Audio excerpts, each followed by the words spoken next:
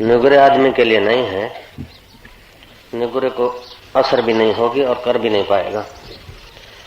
सगुरे को असर भी होगी और उसके लिए आसान हो जाएगा। कई वर्षों की मेहनत बच जाएगी, कई जन्म की मजदूरी से बच जाएगा आदमी। खूब ध्यान से सुनेंगे, तात्विक प्रवचन है। ओम ओम ओम ओम ओम ओम ओम ओम ओम ओम। अगर अपना उद्धार करना चाहे तो अपने उद्धार के लिए इतना सारा समय नहीं चाहिए जितना हम लगा चुके हैं। अपने परम कल्याण के लिए इतने जन्म नहीं चाहिए जितने हम ले चुके। तो इसमें गलती कहाँ होती है उसको देखने के लिए जो गलती से पार गए हैं उनकी निगाह का अवलंबन करना पड़ता है। भूल कहाँ होती है, रास्ता तय होने में देर क्यों होती, तो जो उस रास्ते को पार करके गए हैं उन्हीं के अनुभवों को आदर्श बनाना पड़ता है। हम कितने लोग ऐसे हैं जो संसार के आगम अपाई अनित्य वस्तुओं को पाने के लिए अपने को खपा देते हैं और पाई हुई वस्तु सब छोड़कर अनाथ होकर मर जाते हैं। और फिर पेड़ पौधे घोड़े गधे न जाने कितने कितने देहों में भटकते हैं। अगर मांस में रुचि है तो फिर गीध के घर जाने की तैयारी होती है, और शत्रु भाव है तो सांप के घर जाने की तैयारी होती है। काम वासना खूब है तो फिर कुकर के भूंड आदि के अथवा बकरे आदि के शरीर में जाने की तैयारी होती है। और अपने चित्त में देवी देवताओं के प्रति लगन आदर है तो लोकांतर में जाना होता है। और फिर वहां के सुख भोग करके आदमी को फिर गिरना पड़ता है। गिरना किसी को पसंद नहीं है और गिरे बिना कोई रहता नहीं। इसका क्या कारण? जरूर हमारे पैर नहीं टिकते। गिरना पसंद नहीं है, गिरे बिना नहीं रहा जाता है तो पैरों में ताकत नहीं है। जैसे बालक चलते चलते गिरता है तभी सिक्खड़ है, पैर जमाने की कला, पैर जमाने की शक्ति अभी विकसित नहीं हुई। ऐसे ही साधक रूपी बालक के पैर जम जाए, इसलिए अभी का प्रवचन ध्यान से सुनेंगे। कभी कभी एकांत में बैठे और उस समय कुछ न करें, भगवान का भजन भी न करें, चिंतन भी न करें, जप भी न करें, ध्यान भी न करें, कुछ भी न करें। उस समय देखेंगे कि हमारी वृत्तियां मन के विचार क्या चल रहे हैं। बहुत फायदा होगा इससे, बहुत फायदा होगा। और दूसरों को न देखें, दूसरे को देखना है। दूसरे का मन में विचार आए, दूसरे का विचार आए तो ठीक नहीं, लेकिन फिर भी दूसरे का विचार आए तो दूसरे के गुणों का ही विचार, दोष का तो कभी भी नहीं। अगर दोष का विचार करेंगे तो वह दोष हमारे गहरे में उतरेंगे। अपनी वृत्तियों को, मन को समझाएं कि हम न्यायाधीश तो है नहीं, कि पुलिस अफसर तो है नहीं कि गुनाहगारों को खोजते फिरें। अगर गुनाहगारों को खोजना है तो हमारे निकट में कितने गुनाहगार बैठे हैं, काम क्रोध आदि। हकीकत में जो दूसरा देखता है वो भी उसी मसाले का है, पंचभौतिक शरीर और चैतन्य आत्मा एक का एक। बाकी रहा फर्क मन के वृत्तियों का। तो आदमी जब अपनी वृत्तियों के साथ तादात्म्य प्रगाढ़ करता है, जुड़ जाता है, तभी वो दुख का और कर्म बंधन का भागी होता है। वृत्तियों के साथ अगर जुड़ने का दुर्भाग्य उसका वो मिटा दे तो उसको बांधने वाली विश्व में कोई चीज नहीं होती। तो ये हमारी जो चैतन्य सत्ता है वहां से फुरने उठते हैं। जैसे सरोवर में लहरें उठती है, ऐसे ही हमारे सच्चिदानंद घन परमात्मा में से वृत्तियां उठती है। वृत्तियां आप जड़ है और उनकी दौड़ भी जड़ वस्तुओं के प्रति है। उनमें इतना दम नहीं कि वो चेतन को पकड़ सके। जैसे सांसी तपेली को पकड़ेगी, लेकिन सांसी पकड़ने वाले हाथ को नहीं पकड़ सकती। ऐसे हमारी वृत्तियां इंद्रियों के द्वारा बाहर के विषयों को पकड़ती हैं और वे विषय पैदा हो के मिट जाते हैं और वृत्तियां पैदा हो के मिट जाती हैं और हम उसमें जुड़कर मिटने की मार खाते रहते हैं। तो कभी दुखाकार वृत्ति, कभी शत्रुआकार वृत्ति, कभी कामाकार वृत्ति, कभी क्रोधाकार वृत्ति, कभी लोभाकार वृत्ति, कभी संशयाकार वृत्ति, ये वृत्तियां उठती रहती बिन जरूरी भी। तो एकांत में प्रतिदिन 10, 15, 20 मिनट गुजारें जहां कोई दूसरी चेष्टा न हो और वृत्तियों को देखें। यथा पिंडे तथा ब्रह्मांडे, जितना जो तुम्हारे सारे ब्रह्मांड में वही तुम्हारे शरीर में एक नमूना है, मॉडल है। तो बाहर के भगवान को कितना भी खोजोगे और बाहर के प्रकृति के रहस्यों को कितना भी बाहर भागते भागते खोजोगे तो उतने रहस्य स्पष्टता से आप नहीं जान पाएंगे। जैसे कल्पना करो कि शक्कर का एक बड़ा पहाड़ है, उस पहाड़ को कीड़ी देखने जाना चाहती है। तो कीड़ी चल रही है पहाड़ पर, लेकिन पहाड़ का आदि अंत कीड़ी के बश का नहीं। कीड़ी जहाँ चल रही वहीं अगर चोंच लगा दे, वहीं जरा मुंह लगा दे तो उससे पहाड़ का पता चल जाएगा, शक्कर के पहाड़ का। ऐसे ही हमारी वृत्ति लोक लोकांतर में, युग युगांतर में हम भटकते आए। कहीं प्रकृति के पूरे रहस्यों का अथवा प्रकृति का जो अधिष्ठान है उसका साक्षात्कार नहीं हुआ है।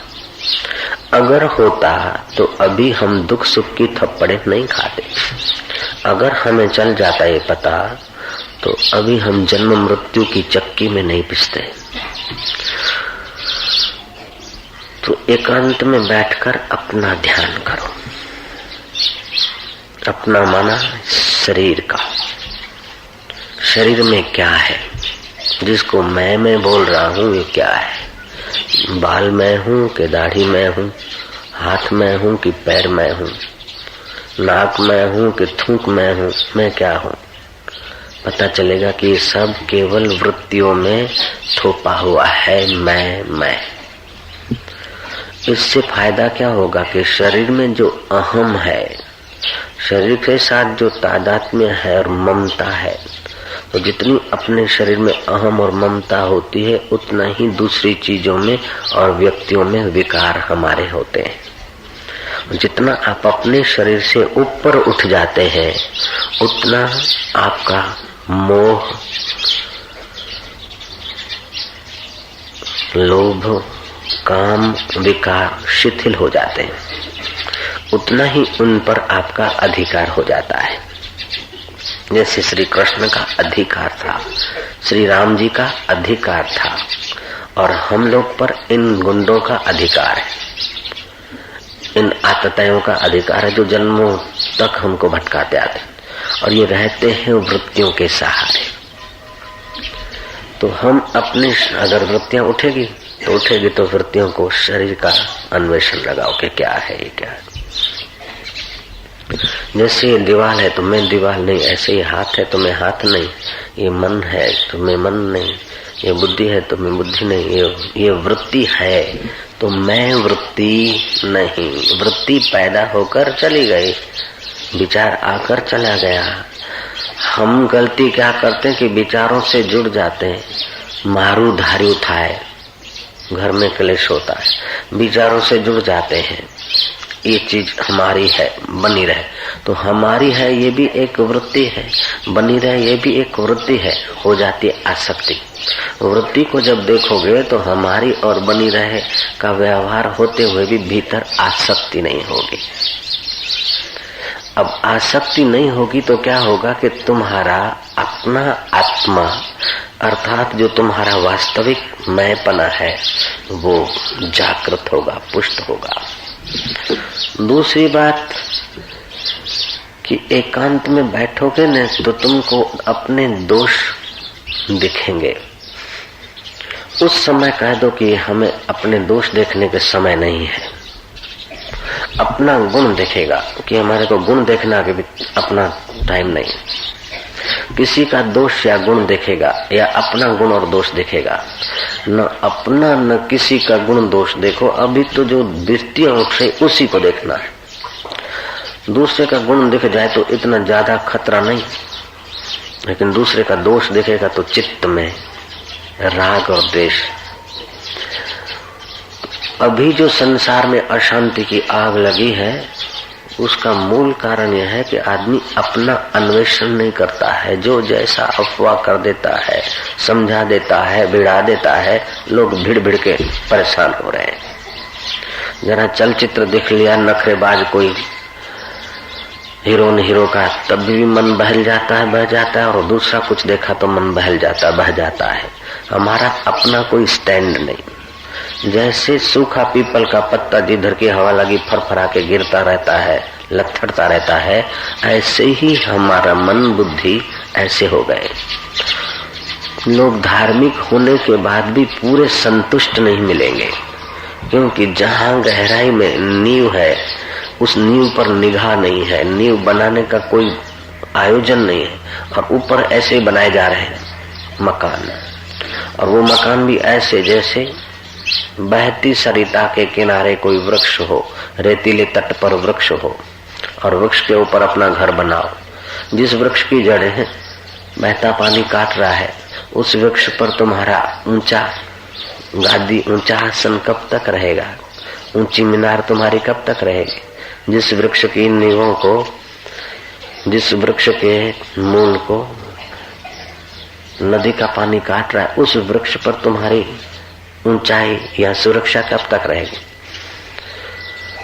तो ऐसे ही ये जो देह रूपी वृक्ष है अथवा संबंध रूपी ऊंचाइयां है, ये जिसके आधार पर रहती उस मूल के तरफ हमारा ध्यान नहीं जाता। इसीलिए जो यश के लिए या और किसी संसारी चीज के लिए धड़ाधड़ी करते हैं, जो थोड़ी देर पाकर भी फिर उनसे रीते हो जाते हैं, थोड़ी देर वाहवाही हुई फिर रीते हो जाते हैं, क्योंकि रेतीले नदी तट पर जो वृक्ष है उस पर अपनी कुर्सी या आसन जमाया है। अब आए अपने मूल पर कि किसी का दोष चिंतन उस समय न हो और गुण चिंतन न हो, और अपना गुण दिखे तभी भी सोचो कि ये गुण अपना गुण देखने का मेरे को समय नहीं। अपना गुण दिखेगा तो अहंकार आएगा, और दूसरे का गुण दिखेगा तो दोष आएगा। अपना अवगुण देखोगे तभी भी विषाद आएगा, मेरे में ये अवगुण है, मेरे में ये कमियां हैं। हकीकत में ये कमियां हैं वृत्तियों में, ये कमियां हैं अंतःकरण के फुरने में। मुझ में कोई कमी नहीं वास्तविक रूप से, लेकिन इस बात का बोध नहीं होता है तो या तो अपने में दोष देखकर आदमी गुलगुला हो जाता है, कुंठित हो जाती उसकी शक्तियां, या तो अपने में गुण देखकर अहंकार का शिकार बन जाता है। दोनों तरफ से मार खाता है। दूसरों में भी गुण दिखते हैं तो प्रभावित हो जाता है, और दोष दिखते हैं तो उद्विग्न हो जाता है। तो इसमें आदमी बहता रहता है, खपता रहता है। फिर नास्तिक तो खपता ही है, आस्तिक का चित्त भी, आस्तिक भी बेचारे ऐसे खपे जा रहे हैं। तो परम आस्था का जन्म जब तक नहीं होता तब तक आस्तिक को न जाने कितने कितने थपेड़े सहने पड़ते, और कई बार उत्थान आध्यात्मिक उत्थान के बाद, थोड़ी भक्ति भाव के बाद फिर गिर जाता है, थोड़ा संयम के बाद फिर गिर जाता है, थोड़ा सदाचार के बाद फिर गिर जाता है, थोड़ा सज्जन होने के बाद फिर गिर जाता है। तो गिरने का मूल कारण क्या है कि हमारी जो वृत्तियां हैं उसको देखने की कला हमारे पास नहीं है। तो वृत्तियों को देखने की अगर कला आ जाए तो अपने नजीक का अनुसंधान करोगे तो बाहर का अनुसंधान सिद्ध हो जाएगा। जैसे अपने पास की चीज को, जैसे कीड़ी है ना, तो जहां खड़ी है वहां चख ले तो पूरा पहाड़ शक्कर का है, जहां खड़ी है वहां चख ले तो पूरा पहाड़ नमक का है। जो ऐसे ही हमारी वृत्तियों का हम अनुसंधान करें तो संसार के लोगों की हिलचाल का और प्रकृति की लीला का भी रहस्य खुलने लगेगा। अच्छा, वो रहस्य खुलने लगे तो रहस्य को देखने में भी वृत्ति न लगाए। एकदम सूक्ष्म जो सतपात्र सतशिष्य है उन लोगों के लिए ये उपदेश है कि एकदम सूक्ष्म वृत्ति हो जाएगी। जब वृत्तियों को देखोगे तो अभी जो थोड़ी थोड़ी बात में क्रोध आता है, काम आता है, लोभ आता है, मोह आता है, उसका प्रभाव कम हो जाएगा। और प्रतिदिन एकांत में 15-20 मिनट या 10 मिनट देखने का अभ्यास करोगे तो क्या होगा कि उसी अभ्यास के बल से तुम चलते फिरते, खाते पीते, जगत का व्यवहार करते हुए भी तुम अंदर अपने वृत्तियों पर निगरानी रखने में सक्षम होने लगोगे। फल क्या होगा कि जो भी तुम्हारा ऐहिक व्यवहार है वो वृत्तियों से होता है, और वृत्तियों पर निगरानी रखने का जब तुम्हारा योग्यता अथवा तुम्हारा मन तैयार हो जाएगा, तुम तैयार हो जाओगे, तो उन वृत्तियों को वृत्ति समझकर देखोगे, उनसे काम आदि करोगे तो कर्तापन का कचरा नहीं आएगा। अब कर्तापन का कचरा नहीं आएगा तो कर्ता करेगा तो या तो पुण्य करेगा या तो पाप करेगा, या तो अच्छा करेगा या तो बुरा करेगा। तो अच्छा और बुरा करेगा तो या तो सुख भोगेगा स्वर्ग में या तो दुख भोगेगा नरक में। बाद में तो फिर वो तो खप ही रहा है बेचारा। जब वृत्तियों को देखोगे तो अच्छा करने की सम्मति दो, लेकिन अच्छा करा मैंने ये अपने ऊपर ओढ़ने की बेवकूफी को तुम टालने में समर्थ हो जाओगे। बुरा करने में वृत्तियों को सहयोग नहीं दोगे तो बुरा नहीं होगा, तो बुराइयां कम होती जाएगी, अच्छाई बढ़ती जाएगी। और अच्छाई बढ़ने का अहम नहीं होगा तो परम पवित्र शुद्ध बुद्ध जो अपना स्वरूप है उसमें टिकने का आसान हो जाएगा। वृत्तियों को देखने की आदत व्यवहार में भी रखें, और बाद में क्या करें कि बाद में ये वृत्तियों को देखने की आदत व्यवहार में आ गई तो अब क्या करें कि और सूक्ष्म देखें कि एक वृत्ति उठती है और दूसरी उठने को है, उसके जो गैप है बीच में वो परमात्मा है, खुद आत्मा है, वही है। एक विचार उठा और दूसरा उठने को है, वो गैप वो परमात्मा है। उस विचार उठने की गैप को फिर बढ़ाने में आप सक्षम होने लगेंगे, और जितनी गैप बढ़ी उतना आप पर ब्रह्म परमात्मा में टिक गए। कभी कभी बैठे हैं तो श्वास गया, वो शीतल है, और बाहर आया तो उष्ण गर्म। तो इन श्वास लेने में और छोड़ने में बीच में जो गैप है वो खाली गैप को बढ़ाया, देखा वो परमात्मा तत्व है, वो मेरा वास्तविक मैं है, वो कृष्ण का मैं है, वो शिव का मैं है, वो ब्रह्मा जी का मैं है, वो सारे ब्रह्मांड का मैं वही है। बिल्कुल स्वस्थ हो जाएगा आदमी। स्वस्थ माना स्व में स्थित हो जाएगा। आदमी जब ध्यान करता है तो उसकी वृत्ति थोड़ी सूक्ष्म तो होती है, लेकिन वृत्ति रहती है। तो वृत्तियों के रहने और भागने में आदमी को इस लोक या परलोक की अनुभूतियां होती है, लेकिन अपनी अनुभूति नहीं होती। और अपनी अनुभूति नहीं होती तब तक उसका काम पूरा नहीं होता है। और हमारे में अपनी वृत्तियों को चिपकने की बुरी आदत है। मन में जो आ गया, तो मन में मतलब वो वृत्ति में, उस वृत्ति को पूरा करने में न जाने कितनी प्रार्थनाएं, कितनी मजूरियां करते हैं, और वृत्ति में आया वो पूरा हुआ तो दूसरी वृत्ति उठती है कि हाँ देखो मेरा पूरा हो गया। मैं क्या हूँ वो ढका ही रहा, मैं क्या हूँ ये युगों से ढकते आए हम। जैसे लहरों की भीड़ में पानी खो गया, गहनों की भीड़ में सोना खो गया, ऐसे ही वृत्तियों की भीड़ में हम खो गए। अब एक सवाल उठता है कि रात को सो जाते, उस समय तो वृत्तियां नहीं होती, तो उस समय तो हम प्रकट हो जाए नहीं, उस समय मूर्छा सी अवस्था हो जाती है, क्योंकि तमस प्रधान निद्रा तमस प्रधान है, उसमें हम लीन हो जाते हैं। जैसे किसी मिसिस का मिस्टर हो, मिसिस सोती रहे और मिस्टर घर से चले गए, भटकते रहे बाजारों में इधर उधर, कईयों के पास, गणिकाओं के पास, और रात को जब आए तब मिसिस सो गई, बाद में मिस्टर आए, तो मुलाकात ही तो नहीं हुई।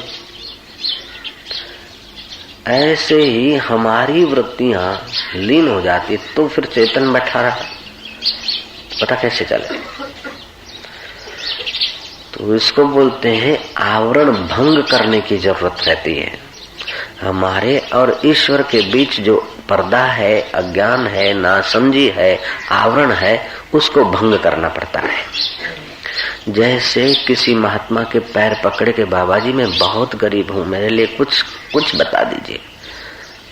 बाबा जी ने कहा कि मैं रात को आ रहा था तो चमचम एक चमक रही थी मणि, मेरे को तो कोई जरूरत नहीं, इसलिए मैंने उसको फूटे हुए एक ठिकरे से, कुंडे से ढक दिया है, यहाँ से 2 मील दूरी पर फलाने पेड़ के पास में।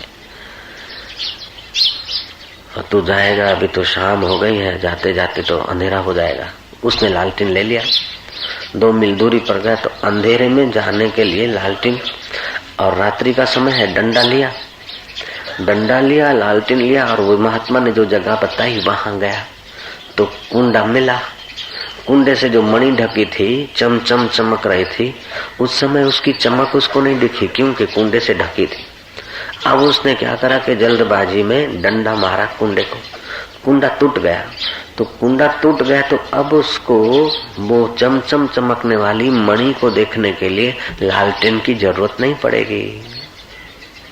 लालटेन की जरूरत तब तक पड़ी थी जब तक वो ढका था।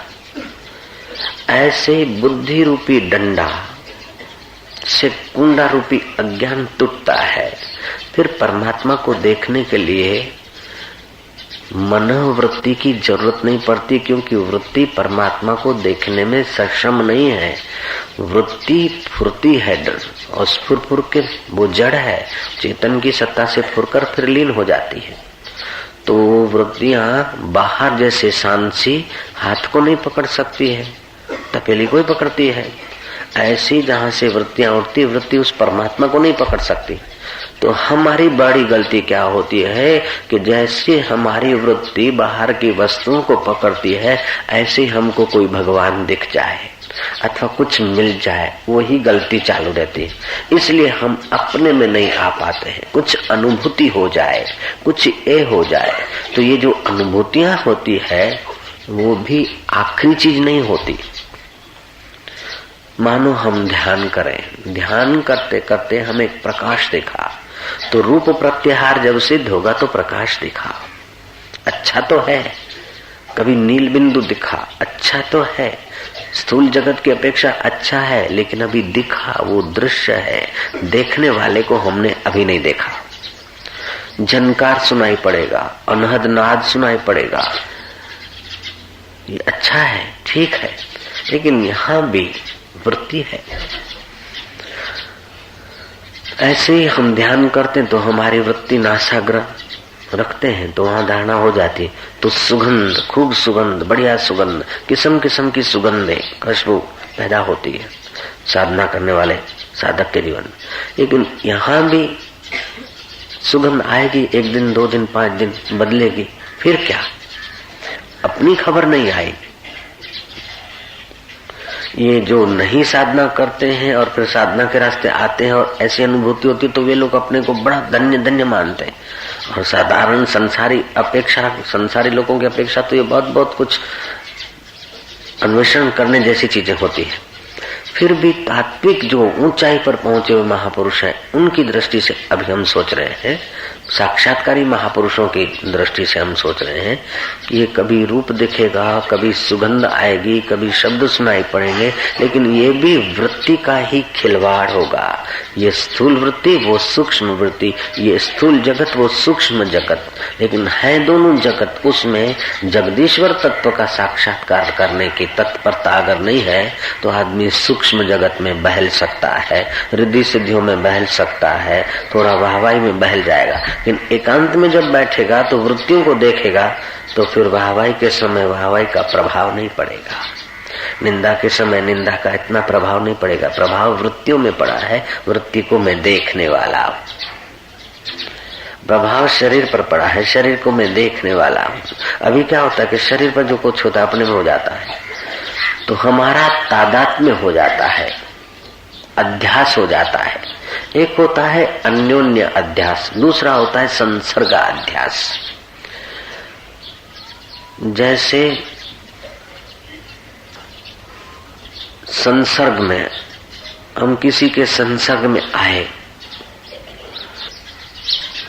तो उस संसर्ग के साथ इतना तो जुड़ गए कि उसकी खुशी हमारी खुशी हो गई, उसका दुख हमारा दुख हो गया, और उसकी मौत हमारी मौत हो गई कि मर गया कि हाय रे हाय मेरा दोस्त मर गया। जैसे कल बताया कि दूसरे भी कूद पड़े मर गए। ऐसे हम शरीर के साथ जुड़ गए। संसर्गाध्यास, अन्योन्य अध्यास से हम शरीर के साथ जुड़ गए। हकीकत में हमारा और शरीर का स्वभाव बिल्कुल अलग है, आत्मा का और देह का स्वभाव बिल्कुल अलग है। अगर हम और वो एक होते तो शरीर मर जाता तो हम मिट जाते, दूसरा जन्म क्यों लेते? पुण्य पाप का फल कहाँ भोगे, क्यों भोगे? तो शरीर असत, जड़ और दुख रूप है। पहले नहीं था, बाद में नहीं रहेगा, लेकिन मैं पहले था और बाद में रहूंगा, चाहे फिर नरक में स्वर्ग में कहीं भी। तो पहले नहीं था, बाद में नहीं रहेगा, और मैं पहले था, बाद में रहूंगा। शरीर असत, मैं सत। शरीर जड़, रात को सो जाता है तो उसको पता ही नहीं, सांप आके बैठ जाए तो पता नहीं, प्राण तो चलते हैं लेकिन पता नहीं होता। तो शरीर जड़ और मैं चेतन हूं। शरीर दुख रूप है, सुबह से शाम तक इसको खिलाओ, पिलाओ, नहलाओ, घुमाओ, ये चाहिए, वो चाहिए, वो चाहिए, फिर भी देखो तो कभी नाक बहता है, तो कभी गला गड़बड़ करता है, तो कभी पैर दुखते हैं, तो कभी बुढ़ापा में ये होता है, तो फिर अंत में मर जाता है। तो शरीर असत, मैं सत। शरीर जड़, मैं चेतन। शरीर दुख रूप, मैं आनंद स्वरूप। ऐसे हाड़, मांस, कफ, वात का मसाला, उसमें भी जब हास्य, आनंद और मजा आता है, वो कहाँ से आता है? हड्डी में से आता है या पैर को मजा आता है? नहीं, हृदय में मजा का अनुभव होता है। तो मैं आनंद स्वरूप हूँ, ये दुख रूप है। मैं चैतन्य स्वरूप हूँ, ये जड़ स्वरूप है। मैं सत्य हूँ, आद सत्य जुगात सत्य, और ये 50 साल पहले नहीं था, 50 साल के बाद नहीं रहेगा। जो पहले नहीं था बाद में नहीं रहेगा, और अभी नहीं के तरफ बह रहा है, रोज मौत के तरफ बढ़ रहा है, इसके साथ में कब तक जुड़ा रहूंगा? जब शरीर के साथ से अहम ढीला होगा तो शरीर के संबंधों के, मकानों, दुकानों के साथ की ममता ढीली होगी। तो अहंता, ममता ढीली होने से तुम्हारी अपनी चेतना, अपना मैंपना का प्रभाव विशेष होगा। तो तुम्हारा ऐहिक व्यवहार भी बढ़िया होता रहेगा और परमार्थिक प्रीति में तुम जल्दी से सफल हो जाओगे।